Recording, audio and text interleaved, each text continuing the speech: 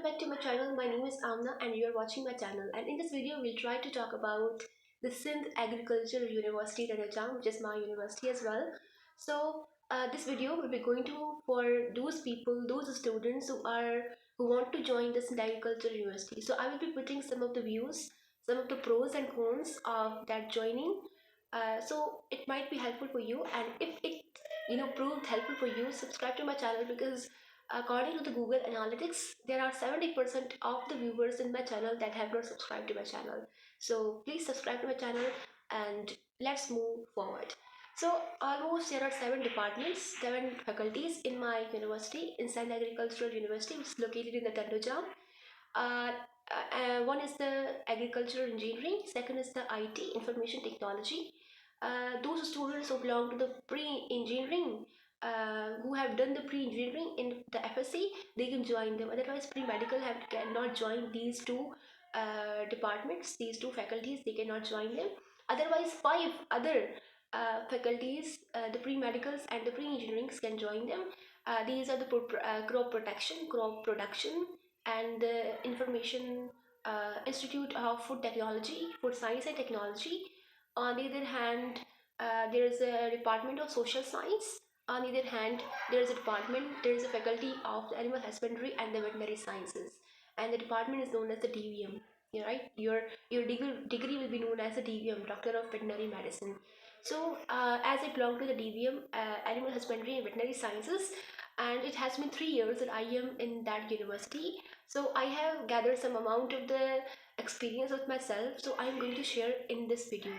So it might be helpful for you. The most important thing is that कि हमारे students के दिमाग में ये होता है कि सबसे बेहतरीन जो डिपार्टमेंट है, फैकल्टी है पूरी यूनिवर्सिटी के अंदर, वो सिर्फ डीमीएम है. ठीक है, तो ऐसा है नहीं. बेसिकली दूसरी भी डिपार्टमेंट्स, दूसरी भी फैकल्टीज़ का जो है वो बहुत ज़्यादा स्कोप है. अगर आप इफ़ यू मेजरमेंट की बात ही नहीं है ना कोई. ठीक है, आप मेजरमेंट नहीं कर रहे हो, बट स्कोप है. दूसरी जो है डिपार्टमेंट्स का भी स्कोप है. There are some of the scholarships that the DVM students cannot avail them, but the students belonging to the other departments, they can easily avail them. So ये भी एक एज उनको हासिल है, और दूसरा एज भी ये हासिल है कि उनके पास फॉरेन एक्सपोजर के चांसेस भी बहुत ज़्यादा होते हैं. The students other than my university, other than my departments, right.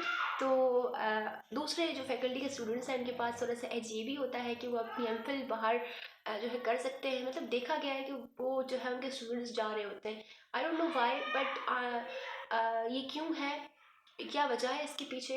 I am going to search for this कि क्या वजह है. But I have experience is one thing that कि उनको ज़्यादा एक्सपोजर होता है कि वो जो है वो एम फिल करने के लिए बाहर जा सकते हैं. क्योंकि जो वेटनरी साइंसेज है, उनको जो है वो एनिमल पर ऑपरेट होता है ना, एनिमल के ऊपर ऑपरेट होता है. तो कोई भी जो है कंट्री वो अपने एनिमल्स को जो है वो ज़्यादातर नहीं देती है until unless you experience doctor. तो इस वजह से भी है. और इसके अलावा हमारे पास डीवीएम में अगर बात करें, तो अगर ये बताऊं कि आपको क्यों नहीं ज्वाइन करना चाहिए, तो number most important thing is that कि आपको अगर if you have the love for the animals, if you wanted to work with the animals, right. क्योंकि आपको अगर वेटनरी फील्ड में आते हो तो आपको हर जगह आपके एनिमल्स ही एनिमल्स मिलेंगे. उसके अलावा अगर आप चाहते हो कि 17 ग्रेड के ऑफिसर्स बनकर और आप कुछ भी ना करो, बैठे रहो और जो है कोई रिसर्च ऑफिसर बन जाओ, तो उसके लिए आपको वेट करना पड़ता है. तकरीबन आपको 7 ईयर्स की स्टडी करनी पड़ती है. डीवीएम पढ़ा और फिर एमफिल पढ़ा उसके लिए, और ये तकरीबन 7 ईयर्स की स्टडी हो जाती है. और उसके बाद आपको जो है वो वेट करने के बाद ना, क्योंकि जब भी वैकेंसीज आती है तब भी जो है वो गवर्नमेंट अनाउंस करती है जॉब्स को, और फिर आपको जो है वो कोई भी जॉब आपके लिए एग्ज़ाम्स देते हो. टफ जो है वो हमारा पास एक सिचुएशन होती है. फिर जाके जो है आपको कुछ भी मिलता है. कुछ भी हासिल करना इतना मुश्किल, इतना आसान नहीं होता. ठीक है.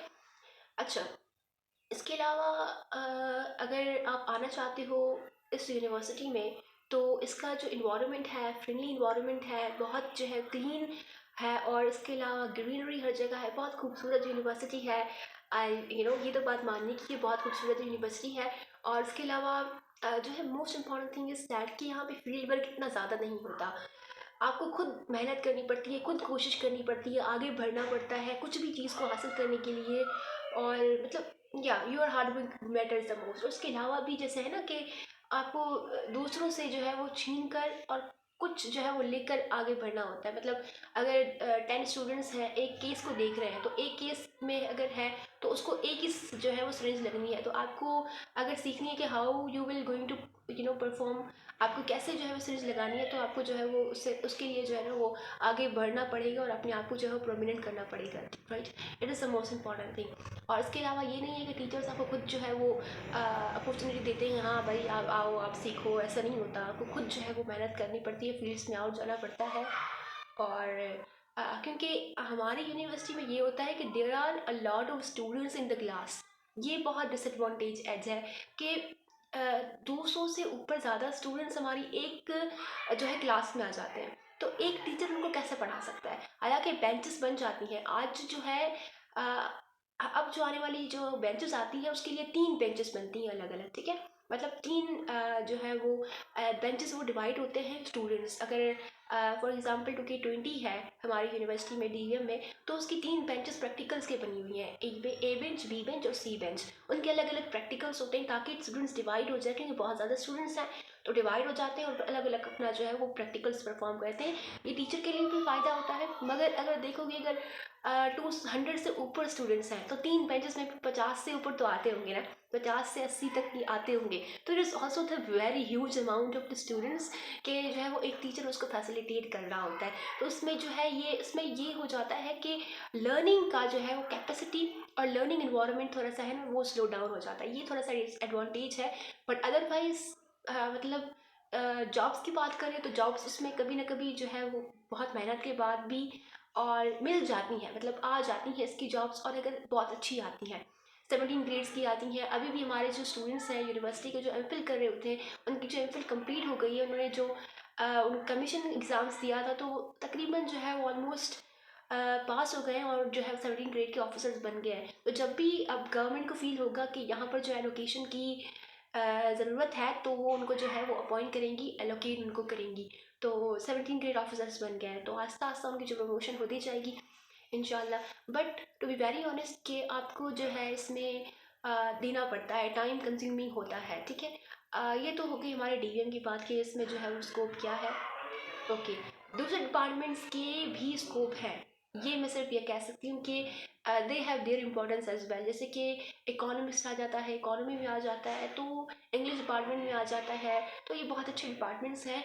आप स्टूडेंट्स के लिए यही मैं कहूँगी कि ऐसा नहीं है कि सिर्फ डीवीएम ही इंपॉर्टेंट है, दूसरे डिपार्टमेंट भी बहुत अच्छे हैं और दूसरी फैकल्टीज़ भी बहुत अच्छी हैं। तो अगर आपको उन फैकल्टीज़ में हो जाता है तो join them, don't wait for the DVM to come और उसको ज्वाइन करें। जो भी आपको हो जाता है आप जो है उसको अवेल करने की कोशिश करें। इसके अलावा मेरी एक जो है वो यंग जो स्टूडेंट्स हैं हमारे एफएससी करके आ रहे होते हैं, उनके लिए एक जो है मेरी एडवाइस ये होगी कि जैसे ही आप यूनिवर्सिटीज़ में आए तो अपने लिए एक कोई ना कोई स्किल ढूंढें और उसको हासिल करने की कोशिश ज़रूर करें और उसको हासिल करें और उससे जो है अपनी जो है इनकम भी जनरेट करने की कोशिश करें, ठीक है। For example try to have the good presentation skills, communication skills हासिल करें ताकि आप किसी जगह पर पढ़ा सकें, किसी को ट्यूशन दे सकें, और ताकि जो है वो अपने लिए आप जो है एक्सपेंडिचर्स जो आपके हो रहे हैं उसको आप थोड़ा सा जो है अपने हासिल कर सकें। यही तरीका है कि आप जो है लॉन्ग स्टडीज़ भी कर सकते हैं, स्मूथ स्टडीज़ भी कर सकते हैं और without any having depression life और without having any troublesome situations in your life. So this is my humble advice for those students who want to join in our university, and hope best for you, and thanks for watching this.